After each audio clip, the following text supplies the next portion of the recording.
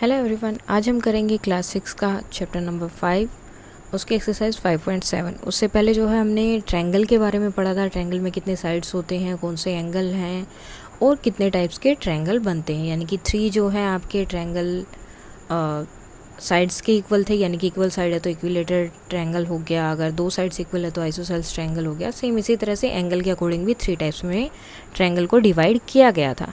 Actually triangle था क्या, 3 sides को मिला के एक ट्रायंगल बना आपका, ठीक है। और जैसे अगर आप स्ट्रेट लाइंस को अगर इस तरह से मिलाते हो तो उसे हम क्या बोलते हैं, पॉलीगन। सो 3 साइड्स को मिलाया तो आपका ट्रायंगल बना, उस पॉलीगन को नाम दिया गया ट्रायंगल। सो अगर हम 4 साइड्स को मिला दे तो उस पॉलीगन को हम क्या बोलेंगे, सो वो होगा आपका क्वाड्रिलेटरल। तो आज हम इसके बारे में पढ़ेंगे। इसमें क्या होता है, क्वाड्रिलेटरल में आपकी 4 साइड्स होती हैं। अब इनको जो है अलग अलग तरह से डिवाइड किया गया है, अलग अलग शेप में, जैसे ये है, या फिर जैसे आपका स्क्वायर हो गया। स्क्वायर में कितने साइड्स होती है, 4 साइड्स होती हैं।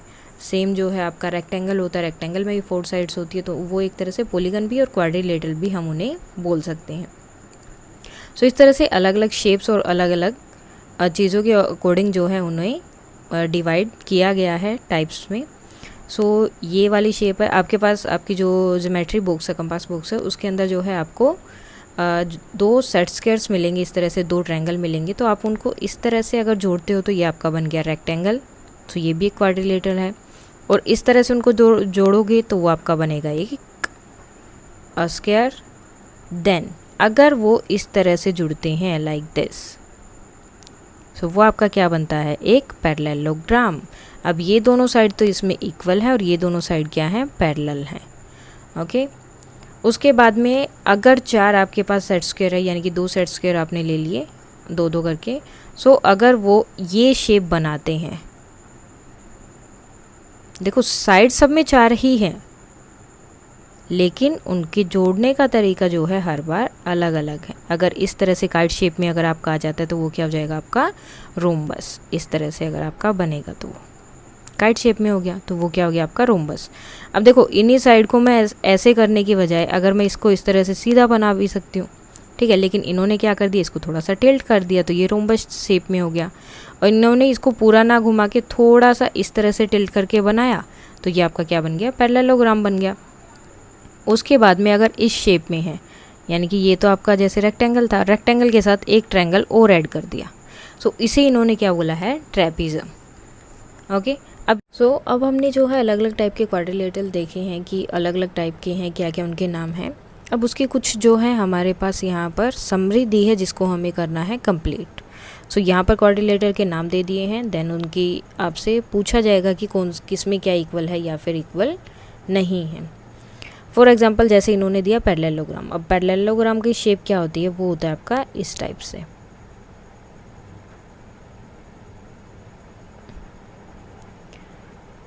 उसके बाद इन्होंने इसमें पूछा है कि अगर आपका पैरेललोग्राम है देन, ठीक है, यहाँ पर इन्होंने खुद ही इसके आंसर दिए कि अपोजिट साइड्स इक्वल होंगे। अब अपोजिट साइड्स मीन्स जो आमने सामने होती है, ये वाली साइड्स, ये दोनों इक्वल हैं, ठीक है, पैरेलल भी हैं और इक्वल भी हैं। पैरेलल साइड्स कौन सी होती है, जो इस तरह से जाएं और कभी भी एक दूसरे को मीट ना करें, मतलब कहीं भी नहीं मिलेंगी, वो ऐसे सीधे जाते जाएंगी, जैसे रेलवे ट्रैक्स होते हैं, सेम उसी टाइप से।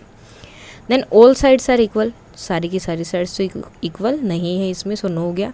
Opposite angles are equal. अब अपोजिट एंगल कौन से हैं इसमें, जैसे एक एंगल ये है, ठीक है, तो इसका अपोजिट एंगल कौन सा होगा, जो इसके बिल्कुल सामने बना होगा, ये वाला। सो अपोजिट एंगल इसमें क्या होते हैं, इक्वल होते हैं, यस। उसके बाद डायगनल्स। अब डायगनल्स क्या होते हैं, डायगनल्स होते हैं जैसे ये वाला कॉर्नर और ये कॉर्नर, इन दोनों कॉर्नर से एक लाइन जाएगी इस तरह से और एक लाइन यहाँ पर जाएगी। सो ये दोनों क्या हो जाएंगे, इसके डायगनल। तो ये बोल रहे हैं कि डायगनल इक्वल होते हैं, सो वो भी नो है। ये दोनों जो डायगनल बनेंगे वो इक्वल नहीं होंगे और ना ही क्या होंगे, परपेंडिकुलर। सो एक्चुअली क्या होता है कि जो रेक्टेंगल एंड स्क्वायर्स होते हैं उसमें जो डायगनल्स होते हैं वो परपेंडिकुलर भी होते हैं, यानी कि 90 डिग्री का एंगल आपस में वो बनाते हैं। जैसे ये इस तरह से हम कोई 2 लाइन को अगर अटैच कर रहे हैं तो वहाँ पे एंगल बनता है। सेम जब इस तरह से 2 लाइन क्रॉस करेंगी तो वहाँ भी एंगल बनेगा। तो वो बोल रहे हैं कि ये जो एंगल बन रहे हैं कि 90 डिग्री का बना रहे हैं एंगल पैरेललोग्राम में, सो आंसर इज़ नो। उसके बाद नेक्स्ट है रेक्टेंगल। अब रेक्टेंगल की शेप क्या होती है, ये वाली, अब फर्स्ट है रेक्टेंगल के लिए कि क्या जो इसकी साइड्स हैं पैरेलल हैं, बिल्कुल पैरेलल हैं, बिकॉज अगर आप इनको सीधा लेके जाते हो तो ये कहीं भी मीट नहीं करेंगे। सो ये क्या है, यस। इक्वल हैं, अपोजिट साइड्स के लिए से पूछ रहे हैं, ठीक है, ओके। अपोजिट साइड्स इक्वल हैं बिकॉज पैरेललोग्राम में रेक्टेंगल में क्या होता है, दो साइड्स इक्वल होती हैं और वो भी अपोजिट साइड्स। सो ये साइड्स क्या हैं, इक्वल हैं। सारी साइड्स इक्वल हैं, सारी साइड्स रेक्टेंगल में इक्वल नहीं होती, ओके। द नेक्स्ट है कि अपोजिट्स एंगल आर इक्वल। अब राइट एंगल जो रेक्टेंगल होता है उसमें सारे एंगल कौन से होते हैं, राइट एंगल, यानी कि 90 डिग्री के। सो अपोजिट एंगल जो हैं, यानी कि ये और ये एंगल अपोजिट हो गए दोनों, ये इक्वल है, यस, ये भी इक्वल है। देन डायगनल्स, क्या डायगनल्स इक्वल हैं। सो डायगनल अगर आप यहाँ से यहाँ तक एक डायगनल होगा, दूसरा यहाँ पर, सो ये भी क्या होंगे, इक्वल होंगे। परपेंडिकुलर भी हैं, लेकिन ये जो है 90 डिग्री का एंगल यहाँ बना रहे हैं, ये नहीं है। सो ये परपेंडिकुलर आपस में नहीं होते। देन जो है स्क्वायर, अब स्क्वायर क्या होता है, चारों साइड्स उसकी इक्वल होती हैं, ओके। सो ये हो गया आपका स्क्वायर। अब अपोजिट साइड्स इक्वल है, जब इसकी सारी साइड्स इक्वल है तो अपोजिट साइड्स भी इक्वल ही होंगी, पैरेलल भी होंगे और इक्वल भी होंगे, ठीक है। पैरेलल मीन्स बिल्कुल सीधे जा रहे हैं, मीट नहीं करेंगी कहीं भी, चाहे कितना ही दूर तक हम उन्हें लेके जाओ। All sides are equal, yes, सारी की सारी साइड्स इसमें जो है इक्वल होती हैं। अपोजिट एंगल आर इक्वल, अब सारे एंगल कितने होते हैं, 90 डिग्री के होते हैं। सो अपोजिट एंगल भी क्या होंगे, इक्वल होंगे, बिकॉज ये 90 है तो ये भी 90 है और यहाँ 90 है तो ये भी 90 है, तो अपोजिट एंगल भी क्या है, इक्वल है। अब आती है डायगनल्स की बात। सो कि इसके डायगनल्स भी इक्वल होते हैं, जब इसकी सारी साइड्स ही इक्वल हैं तो इसके डायगनल्स भी क्या होंगे, इक्वल होंगे, यस। और इसके डायगनल एंगल भी कौन सा बनाएंगे, 90 डिग्री का। So that will be also है, यस। उसके बाद आता है आपका रोम्बस। अब रोम्बस क्या था, जो डायमंड शेप या फिर काइट शेप हमने अभी की थी, वो इस तरह से, ओके। ये थोड़ा छोटा हो गया, एक्चुअली इसकी साइड्स क्या होती हैं, इक्वल होती हैं, ओके, इस तरह से। सो रोम्बस की क्या है, अपोजिट साइड्स पैरेलल भी रहेंगी। अब देखो एक साइड ये है, एक साइड ये है, तो ये अपोजिट है, ये तो इसी तरह से पैरेलल जाती रहेंगी ना। सो दीज आर, यस, और इक्वल भी हैं। क्या सारे की सारी साइड्स इक्वल हैं, यस। एक्चुअली रोम्बस जो है स्क्वायर की तरह ही होता है, तो इसकी सारी की सारी साइड्स इक्वल होती हैं और अपोजिट एंगल भी इसके क्या होंगे, इक्वल होंगे। यहाँ ऑलरेडी इन्होंने यस लिखे हैं। उसके बाद में डायगनल, डायगनल क्या है, इसके इक्वल नहीं होते हैं। जैसे एक ये डायगनल हो गया और एक ये डायगनल हो गया। सो डायगनल इसके इक्वल नहीं होते, लेकिन इनके एंगल जो हैं वो 90 डिग्री के होते हैं, यानी कि ये अपने ऊपर एक मतलब एक दूसरे के ऊपर क्या होता है, परपेंडिकुलर। परपेंडिकुलर का मीन्स होता है 90 डिग्री का एंगल बना रही है एक लाइन दूसरी लाइन के ऊपर। जैसे एक लाइन ये है, एक लाइन ये है, सो ये लाइन इसके ऊपर क्या कर रही है, 90 डिग्री का एंगल बना रही है। सो उसका मतलब होता है परपेंडिकुलर। सो परपेंडिकुलर ये होंगे, यस। Then trapezium. अब ट्रेपेजियम में क्या था, अब ये देखो, पहले इन्होंने पूछा अपोजिट साइड। अब अपोजिट साइड कौन सी है, एक तो ये है और दूसरी ये है, तो क्या ये पैरेलल है, नहीं, और ना ही ये इक्वल है। लेकिन अगर ये वाली अपोजिट साइड देखें तो ये पैरेलल भी है और इक्वल भी है। सो यहाँ पर क्या लिखेंगे कि ओनली वन, ठीक है, ओनली वन पेयर, सिर्फ एक ही पेयर जो है क्या है, इक्वल है, यानी कि सिर्फ एक ही साइड की अपोजिट साइड्स को अगर आप लेंगे सो वो ही इक्वल है। क्योंकि यहाँ से अगर आप लेंगे ये वाली तो ये तो इक्वल आएंगी नहीं ना, बिकॉज ये तो मीट भी कर रही है यहाँ पर आकर। इक्वल होने के लिए बिल्कुल मतलब इनकी जो लेंथ है वो सेम होनी चाहिए, लेकिन यहाँ पर इनकी लेंथ में डिफरेंस आ जाएगा। और पैरेलल तो बिल्कुल भी नहीं है, पैरेलल का मीन्स होता है वो मीट नहीं करनी चाहिए, लेकिन जैसे ही वो आगे जाएंगी तो ये क्या करेंगी, मीट करेंगे। इक्वल के लिए भी इन्होंने नो कर दिया है, ठीक है। अब यहाँ पर देखो पैरेलल भी सिर्फ ये ही होंगी, ठीक है, लेकिन मीट नहीं कर रही हैं वो वहाँ पर भी, ओके। मतलब इक्वल तो बिल्कुल भी नहीं है, ओनली पैरेलल है। Then all sides are equal, तो ऑल साइड्स तो बिल्कुल भी इक्वल नहीं हो सकती जब अपोजिट साइड से इसकी जो है इक्वल नहीं है। Then opposites angle are equal, no, वो भी इक्वल नहीं होंगे। डायगनल्स, अब डायगनल्स की बात कर रहे हैं तो इसके डायगनल्स बनेंगे कहाँ पर, एक तो चलो यहाँ बना देंगे, दूसरा तो बनेगा ही नहीं। सो डायगनल भी इक्वल नहीं होंगे और ना ही परपेंडिकुलर होंगे, ओके। सो ये थी ओवरऑल एक समरी। उसके बाद में नेक्स्ट हम आते हैं एक्सरसाइज पर। अब इसमें हमें जस्ट उन्हें बताना है कि ट्रू एंड फॉल्स, कि कौन सी जो है इसमें ट्रू है एंड कौन सा जो है फॉल्स है। So let's start with the first question. Each angle of a triangle is a right angle. Triangle के जितने भी एंगल्स होते हैं, सॉरी रेक्टेंगल के जितने भी एंगल्स होते हैं वो राइट एंगल होते हैं, यानी कि 90 डिग्री के होते हैं. सो ये ट्रू है, क्योंकि रेक्टेंगल में जो आपके एंगल्स होते हैं उनके मेजरमेंट कितना होता है, 90 degree. The opposite side of a rectangle are equal in length. और रेक्टेंगल की अपोजिट साइड्स इक्वल होती है लेंथ में, ये भी ट्रू है, बिकॉज जो आपका रेक्टेंगल होता है उसकी प्रॉपर्टी होती है कि opposite sides are equal. So वो भी ट्रू हो गया. The diagonal of a square are perpendicular to one other. अब जो डायगनल होते हैं स्क्वायर के वो परपेंडिकुलर होते हैं. अब ये हमने जो है अभी यहाँ पर बोला था. Yes, so that is also true.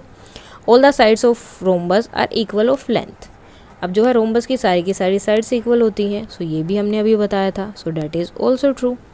All the sides of a parallelogram are equal to length. अब पैरेललोग्राम में सारी की सारी साइड्स इक्वल होती हैं. देखो पैरेललोग्राम की शेप होती है आपकी इस तरह से. सो क्या इसमें सारी की सारी साइड्स इक्वल हैं? नो. सो सारी साइड्स इक्वल नहीं होती. सो ये क्या हो गया आपका? False. The opposite sides of trapezium are parallel. So ये भी क्या होगा? फॉल्स, क्योंकि उसकी अपोजिट साइड्स जो हैं पैरेलल नहीं होती हैं. सो ये क्या हो जाएगा आपका? फॉल्स, क्योंकि उसमें सिर्फ एक ही साइड जो है पैरेलल होती है. और उसमें भी क्या कर सकते हैं हम, अगर ये वाली साइड लें तो, अगर हम ये साइड ले रहे हैं तो वो पैरेलल होता है, अदरवाइज तो वो पैरेलल भी नहीं होगा. बिकॉज अगर ये साइड ऐसे जा रही है तो दूसरी साइड तो यहाँ से ऐसे जा रही है जो मीट कर जाएगी. सो पैरेलल तो ये भी नहीं है. सो इसलिए इसमें क्या होता है कि इसमें कोई भी चीज़ आपकी वेरी नहीं करती है, यहाँ पर पैरेलल नहीं होते हैं. Now give reason for the following. A square can be thought of a special rectangle. एक स्क्वायर को जो है हम जो स्पेशल रेक्टेंगल बोल सकते, तो वो तो बोल सकते हैं ना. अब स्पेशल रेक्टेंगल कैसे बोलेंगे? अब स्क्वायर रेक्टेंगल में क्या होता है, अपोजिट साइड्स इक्वल होती हैं, और स्क्वायर में क्या होता है, सारी साइड्स इक्वल होती हैं. तो इसको हम स्पेशल रेक्टेंगल बोल सकते हैं कि ये एक स्पेशल रेक्टेंगल है, इसमें सारे 90 डिग्री के एंगल हैं, एंड इसमें जो है सारे के सारे क्या हैं, इक्वल साइड्स हैं, यानी कि इसकी सारी साइड्स क्या हैं, इक्वल हैं. सो डेट्स वाई ये एक स्पेशल टाइप का रेक्टेंगल है जिसमें सारी साइड्स इक्वल हैं. अदरवाइज रेक्टेंगल की प्रॉपर्टी क्या है कि उसमें सिर्फ अपोजिट साइड्स इक्वल होती है. तो इसलिए स्क्वायर को हम क्या कर सकते हैं, as a special rectangle treat कर सकते हैं. Now a rectangle can be thought of as a special parallelogram. अब वो बोल रहे हैं कि क्या रेक्टेंगल को भी हम सेम ऐसे ही जैसे हमने स्क्वायर को रेक्टेंगल माना स्पेशल, तो रेक्टेंगल को क्या हम पैरेललोग्राम कंसीडर कर सकते हैं. सो पैरेललोग्राम में क्या होता है, अपोजिट साइड्स पैरेलल होती हैं और इक्वल होती हैं. सो वो हमारे रेक्टेंगल में भी होती हैं, अपोजिट साइड पैरेलल भी होती हैं और इक्वल भी होती हैं. ओके. देन जो है इंटीरियर एंगल जो है रेक्टेंगल के वो क्या होते हैं, हमारे 90 डिग्री के होते हैं. और जो पैरेललोग्राम है उनके भी अगर राइट एंगल को हम इसी तरह से ले तो वो एक स्क्वायर बन जाएगा. तो इसी तरह से हम जो है उसको क्या ले सकते हैं, एज अ पैरेललोग्राम को, सॉरी रेक्टेंगल को हम एक पैरेललोग्राम की तरह ट्रीट कर सकते हैं, स्पेशल पैरेललोग्राम जिसमें सारे के सारे एंगल 90 डिग्री के हैं. देखो अब पैरेललोग्राम की प्रॉपर्टी क्या है कि वो जो है इस तरह से, मीन्स इस तरह से हम बताते हैं उसको. ओके. और उसमें क्या होना चाहिए कि उसकी जो है सारी की जो अपोजिट साइड्स है वो पैरेलल होनी चाहिए और इक्वल होनी चाहिए. तो हमारे इसमें भी वही होता है, रेक्टेंगल में पैरेलल भी होती है और इक्वल भी होती है. सो इसलिए हमने इसको क्या बोल दिया, स्पेशल पैरेललोग्राम. अब स्क्वायर का आ गया. स्क्वायर को भी उन्होंने बोला कि आप स्क्वायर को जो है रोम्बस मान लोगे. ओके. अब स्क्वायर की शेप क्या होती है, ये. ओके. एंड देन आपके रोम्बस की शेप क्या होती है, इस टाइप से. अब रोम्बस में क्या होता है, सारी साइड्स इक्वल होती है. यहाँ पर क्या होता है, सारी साइड्स इक्वल होती हैं. सो अब सारी साइड्स उसमें भी इक्वल है और उसमें भी इक्वल है. और हम मान लेते हैं कि इस स्क्वायर में क्या है, ये जो न्यू टाइप का रोम्बस है उसमें सारे एंगल क्या है, 90 डिग्री के हैं. सो इसलिए हमने क्या बोल दिया कि स्क्वायर को हम as a special rhombus treat कर सकते हैं. Now square, rectangle and parallelogram और क्वाड्रिलेटर, सारे क्वाड्रिलेटर हैं. क्यों? बिकॉज वो सब क्या हैं, पॉलीगन्स हैं और जिसमें 4 साइड्स होती हैं उसे हम क्या बोलते हैं, क्वाड्रिलेटर बोलते हैं। और इन सब में क्या है, 4 साइड्स है, स्क्वायर में भी 4 साइड्स होती है, रेक्टेंगल में भी एंड पैरेललोग्राम में।